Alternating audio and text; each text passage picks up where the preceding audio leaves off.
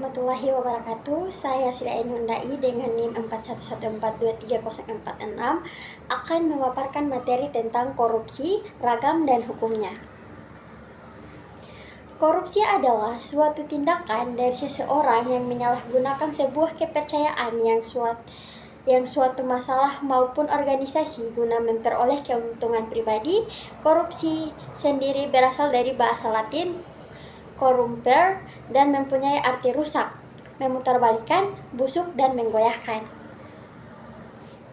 Selain itu, pengertian korupsi juga tercantum dalam Undang-Undang Nomor 31 Tahun 1999 tentang Pemberantasan Tindakan Pidana Korupsi yang menyatakan bahwa korupsi adalah setiap orang yang tergolong melawan hukum, melakukan suatu perbuatan, memperkaya diri sendiri, menguntungkan diri sendiri atau orang lain, ataupun satu kelompok, menyalahkan kewenangan maupun kesempatan dan sarana yang ada padanya karena jabatan atau kedudukan yang dapat meninggikan keuangan negara dan perekonomian negara. Hukum dan dalil korupsi dalam Islam. Setiap perbuatan buruk memiliki hukuman di dunia untuk menjadikan jera pelakunya dan menjadikan dia taubat dan tidak lagi melakukan perbuatan tersebut. Tindakan pidana semacam ini disebutkan dalam Quran Surah Al-Maidah ayat 33 dengan sanksi hukuman mati, salib potongan tangan, dan kaki secara menyilang atau pengasingan. Menurut sebagian ulama, hukuman untuk pelaku korupsi tidak terdapat dalam nas Al-Quran, sehingga takzir adalah salah satu sanksi bagi koruptor, bukan hudud. Menyamakan korupsi dengan mencuri berarti melakukan analogi dalam bidang hudud, sementara hudud tidak dapat dianalogikan dengan kasus apapun. Di samping itu, ada perbedaan mendasar antara mencuri dan korupsi. Mencuri harta sebagai objek curian berada di luar kekuasaan pelaku dan tidak berhubungan dengan kedudukan pelaku. Sedangkan korupsi, harta benda di bawah kekuasaannya dan ada kaitannya dengan kedudukan pelaku. Wahai orang-orang yang beriman, janganlah kamu saling memakan harta sesama dan jalan yang batil, tidak benar, kecuali dalam perdagangan yang berlaku atas dasar suka sama suka di antara kamu. Dan jangan kamu membunuh dirimu, sesungguhnya Allah Maha Penyayang dirimu. Dampak dari korupsi.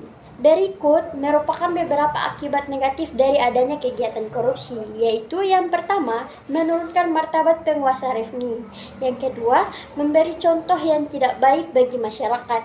Yang ketiga, membuat para pengambil kebijakan enggan untuk mengambil tindakan yang perlu bagi pengguna tetap tidak populis. Yang keempat, menimbulkan keinginan untuk menciptakan hubungan-hubungan khusus. Yang kelima, menimbulkan fitnah dan rasa sakit yang mendalam. Dan yang terakhir, menghambat waktu pengambilan keputusan.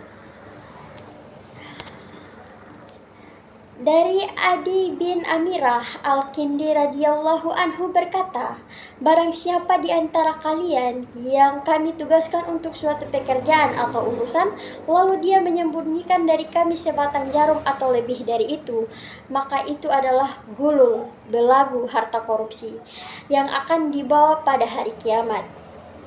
Adi berkata, maka ada seseorang lelaki hitam dari Ansar berdiri menghadap Nabi Muhammad SAW. Aku melihatnya seolah-olah. Lalu dia berkata, wahai Rasulullah, copotlah jabatanku yang engkau tugaskan. Nabi SAW bertanya, ada apa gerangan? Dia menjawab, aku mendengar engkau berkata demikian dan demikian. Maksudnya perkataan di atas. Beliau SAW pun berkata, aku katakan sekarang bahwa barang siapa di antara kalian yang kami tugaskan untuk pekerjaan atau urusan, maka hendaklah dia membawa seutus hasilnya, sedikit maupun banyak. Kemudian, apa yang diberikan kepadanya, maka dia boleh mengambilnya. Sedangkan apa yang dilarang, maka tidak boleh. Hadis riwayat Bukhari dan Muslim. Korupsi yang sistematik dapat menyebabkan biaya ekonomi tinggi oleh penyimpangan intensif, biaya politik oleh penjajahan atau pengaksian terhadap suatu lembaga publik, biaya sosial oleh pembagian kesejahteraan dan pembagian kekuasaan tidak semestinya.